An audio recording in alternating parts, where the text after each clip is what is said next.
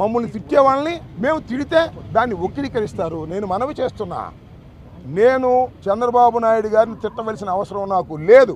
ఎప్పుడు తిట్లా, రాజకీయంగా విమర్శ చేస్తా, కానీ స్పర్ ఆఫ్ ది మూమెంట్లో ఆయన్ని కాదు కూడా తిట్టింది. మరొకసారి చెప్తున్నా, నాకు మీద తిట్టిన వాళ్ళు చూడండి, ఒకసారి మీరు వీడియోస్ అన్ని చూడండి, నన్ను ఈ రకంగా తిట్టారు. ఒక మహిళ వచ్చి తిట్టింది, ఇష్టం వచ్చినట్టుగా తిట్టింది. చంద్రబాబు నాయుడు గారిని తిట్టేశానంట. చంద్రబాబు నాయుడు గారు లోకేష్ గారు కలిసి రాంబాబు గారిని వాళ్ళు అరెస్ట్ చేయాల్సిందే అన్నారంట. చేసుకోండి, సిద్ధంగా ఉన్నాను. ఇప్పుడే కాదు, ఇప్పటి నుంచో సిద్ధంగా ఉన్నా. చెప్పా నేను, నీ రెడ్ బుక్ నా కుక్క కూడా లెక్క చేయదని చెప్పా. నువ్వు అరెస్ట్ చేస్తే అరెస్టుకు సిద్ధంగా ఉన్న, బెయిల్కి కూడా వెళ్ళని వాళ్ళను. వాళ్ళు అరెస్ట్ చేస్తారని తెలుసు. నేను బెయిల్కి వెళ్ళను, పారిపోను, నా ఇంట్లోనే ఉంటా. అసలు మీరందరూ వచ్చి అరెస్ట్ చేసుకునేందుకే తీసుకెళ్ళని వెళ్ళిపోతాను, మమ్మల్ని అందరూ నాగమంటాను వెళ్ళిపోతాను. ఈ అన్యాయమైన అక్రమమైన అరెస్టులు చేస్తారా మీరు? నేను స్పర్ ఆఫ్ ది మూమెంట్లో అన్నదాన్ని ఆసరాగా తీసుకుని చంద్రబాబు నాయుడు గారు చర్చించుకున్నారంట.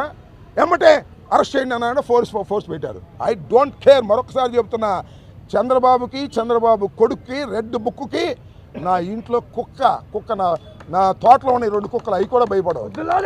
అర్థం కాలా? మీరు అరెస్ట్ చేస్తే భయపడేవాడిని కాదు నేనని చెప్తున్నా. అరెస్టుకు సిద్ధంగా ఉన్నప్పుడే రాజకీయాల్లో ఉండాలని నిర్ణయించుకున్న మొదటి రోజునే నేను.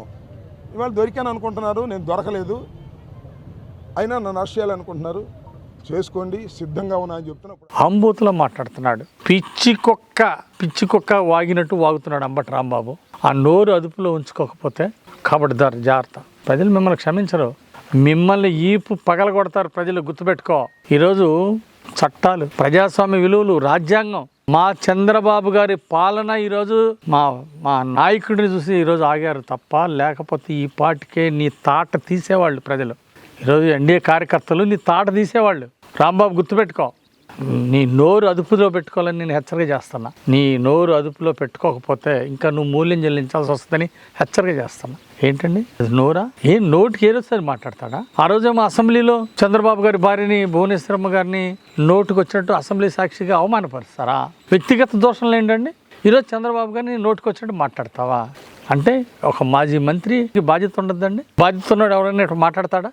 ఇంత పనికి మాలినోళ్ళు ఈరోజు సమాజంలో ఏం సందేశం ఇస్తున్నారు? వీళ్ళు విద్యావంతులకు ఏం సమాధానం చెప్తారు? ఈరోజు మా సంస్కారం అడ్డం వచ్చి మా ఎన్డీఏ కార్యకర్తలు ఆగారు. మా అధినాయకుడు ఒప్పుకోడు కాబట్టి, చంద్రబాబు గారు ఒప్పుకోడు కాబట్టి ఆయన్ని చూసి ఈరోజు ఆగారు. లేకపోతే ఈ పాటికి పచ్చడి అయ్యేది. ఆ రోజు జగన్మోహన్ రెడ్డి ఇలాంటి పనికిమాలిన సంస్కృతి నేర్పాడు.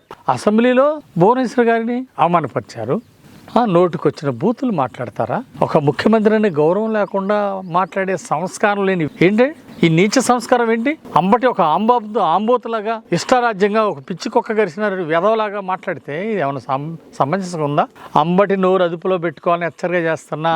నువ్వు శృతి మించితే తీవ్ర పరిణామాలు ఎదుర్కోవాల్సి వస్తుందని హెచ్చరిక చేస్తున్నా అంబటికే.